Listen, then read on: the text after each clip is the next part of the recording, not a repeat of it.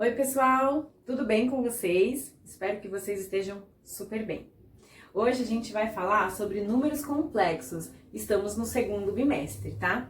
E aqui nesse segundo bimestre que a gente vai falar sobre isso aqui, e isso era o segredinho lá do terceiro ano do ensino médio, tá? Isso aqui nós só vemos aqui. Todos os anos anteriores não conhecem isso aqui, tá bom? Então, para a gente não começar ali direto falando dos números complexos, vou fazer uma breve revisão aqui de conjuntos numéricos, tá? Então, eu coloquei um esqueminha aqui para vocês e aí a gente tem o conjunto dos números naturais, que são aqueles inteiros e positivos, por exemplo, o número 2.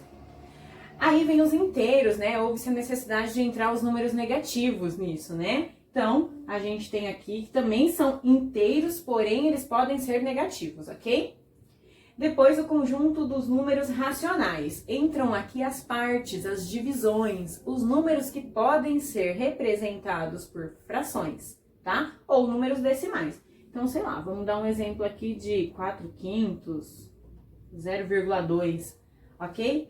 E aí tem uma particularidade. Existem alguns números ali vindos da radiciação que eles não podem ser transformados em frações, não dá para dividi-los, né, de forma que eles virem uma fração. E aí esses números, nós chamamos eles de irracionais, eles entram nesse conjunto, tá? Clássico dos irracionais ali, o raiz de 2. Clássico dos irracionais, o π, certo? E todos esses números, nós falamos que eles são reais. Lembra? A gente encontra raízes e fala, olha, é uma raiz real, e assim por diante. Então, a gente conheceu até agora os números naturais, os números inteiros, os racionais, os irracionais, e todos eles são números reais. E aí entra esse novo conjuntinho aqui, que são os números complexos, que é sobre ele que a gente vai estudar agora. Dentro dos números complexos,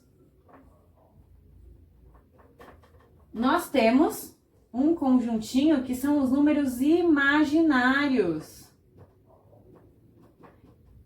E sobre eles a gente vai estudar agora, tá bom? Coloquei um exemplo aqui para vocês, pra gente ver como que a gente resolve aí, como que a gente encontra um número complexo, né? Então, eu coloquei aqui, ó, x² mais 9 igual a 0. Vamos resolver isso aqui. É uma equação de segundo grau, mas como ela não é completa, dá pra gente tentar resolvê-la, né, de forma mais rápida. Então, a gente vai deixar o x isoladinho aqui, igual, e a gente vai passar esse mais 9, o inverso da operação. Então, vai ficar menos 9. Legal.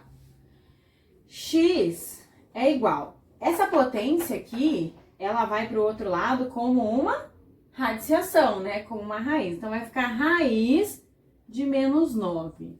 Opa, raiz de menos 9. Isso aqui pra gente é válido? Até agora, a gente falaria assim, ó, não existe isso aqui não existe.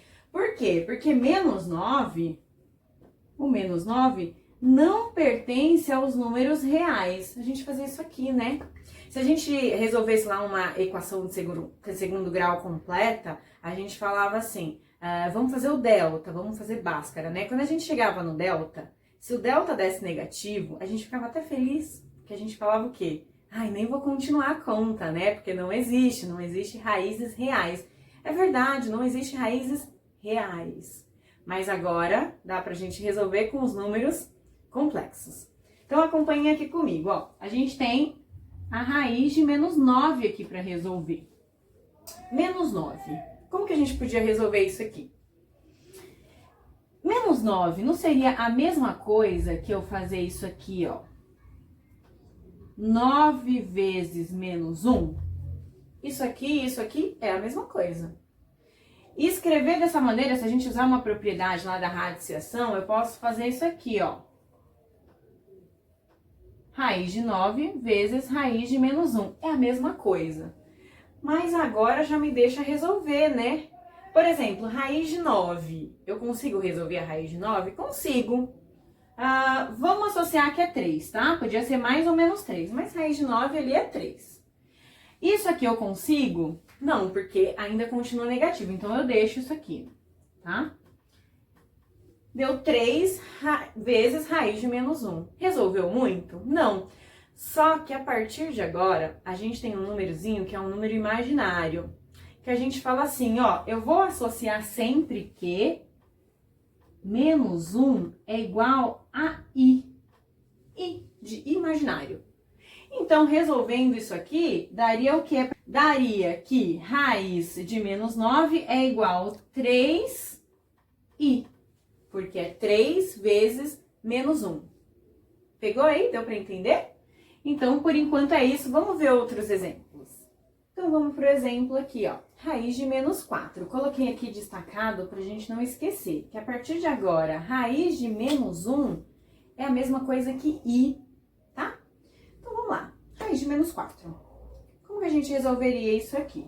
Vamos pensar assim, ó. Raiz de menos 4 é a mesma coisa que a raiz de 4 vezes menos 1. Já deu uma clareada já quando a gente olha isso aqui, né? Legal. E raiz de 4 vezes menos 1 é a mesma coisa que raiz de 4 vezes raiz de menos 1. Opa, já ajudou bastante, né? Raiz de 4, 2. Mais ou menos 2, inclusive, né? Raiz de 4 é mais ou menos 2. Vezes raiz de menos 1. Ah, se a gente vir aqui, ó, a gente descobre que raiz de menos 1 é igual a i. Então, a gente pode dizer que isso aqui é igual a mais ou menos 2i. Aqui, chegamos num resultado bonitinho. Então, no nosso exemplo anterior, que eu tinha falado lá para vocês que x ao quadrado mais 9 é igual a 0. Vamos voltar lá para ele um pouquinho. X ao quadrado mais 9 é igual a 0. X ao quadrado é igual a menos 9. X é igual a raiz de menos 9. X é igual... E quanto que é raiz de menos 9? Na nossa concepção aqui, a partir dos números imaginários, a gente sabe que raiz de menos 9 é igual a raiz de 9 vezes raiz de menos 1. Então, deu mais ou menos 3. Raiz de menos 1 é i. Então, a gente agora descobriu que tem sim resolução quando a raiz é negativa. É só a gente apelar lá para os números complexos. E aí, a gente tem as representações algébricas, né? As formas algébricas. Aqui nos complexos, a forma algébrica, a gente diz assim, ó, z é igual a mais bi. Vamos entender que esse z aqui, ó, o z, ele pertence aos complexos, tá, gente? Ele pertence aos complexos. E aí, o que que é o a e o que que é o bi? O a é a parte real do número complexo, tá? Então, a parte real que a gente geralmente faz assim, ó, re de z, tá? E o b... ele é a parte imaginária do número complexo, que geralmente a gente representa aí nos livros, aí aparece a representação de IM de Z.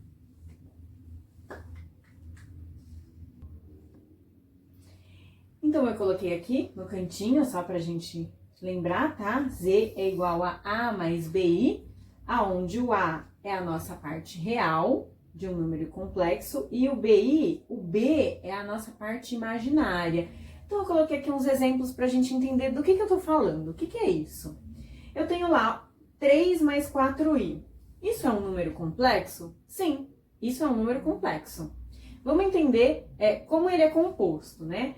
Então, quem é o A dele? O A é a parte real. Olha aqui, ó. O 3 é a parte real. E quem é o B? Quem é a parte imaginária dele? Quem tá acompanhando o I? O 4, né? Então, o 4 é a parte imaginária desse número real, desse número complexo, desculpem. E aí, a gente tem mais um exemplo aqui. 1 menos 9i. Quem é a parte real? O 1, isso aí. E quem é a parte imaginária? O menos 9. Temos aqui. Agora, esse exemplo aqui, o 7. O 7 é um número complexo? Sim, ele faz parte dos números complexos. Ele é um número complexo. Vamos pensar aqui, né? Quem é o nosso A?